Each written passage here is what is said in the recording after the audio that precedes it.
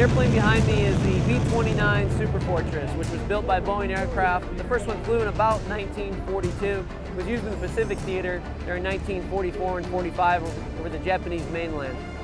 It is the aircraft that did drop, it is infamous for the atomic bomb, but it also did drop incendiary weapons across Tokyo and other Japanese cities that had a devastating impact upon that country and ended World War II.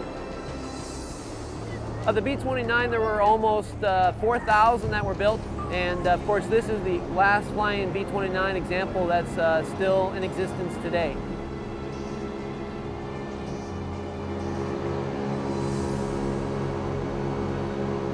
The history with the B-29 is that it was really started as a high-altitude bomber. They needed something. It was actually the first pressurized bomber of World War II.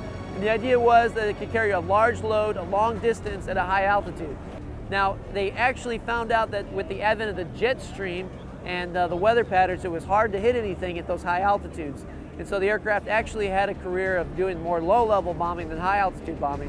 So this particular aircraft has a pretty lengthy history. It was accepted in the Army Air Corps of July of 1945. So only 1 month later, the World War II ended. And because of that, it was really only used as a training aircraft. It was used all the way up into Korea as a training aircraft, and then in the late 1950s it was mothballed and exchanged hands, ended up with the Navy in China Lake, Southern California. The Commemorative Air Force, the CAF, actually acquired the aircraft out of China Lake in 1971 and was flown out to Harlingen, Texas, where it underwent a lengthy restoration process that still continues to this day. And then the Commemorative Air Force has operated the airplane over the number of years and has toured it all over the United States. You know, the neat thing about this particular airplane is that it's owned and operated by the Commemorative Air Force. And the CAF is an organization of about 30 or 40 wings all across the United States. We have about 160 aircraft in flyable World War II status. And really the goal is commemoration. So we want to keep the airplane flying because we think that when people come out and they kind of hear it start up and hear the rumble and see the smoke, it brings back certainly and commemorates the veterans and their stories from World War II.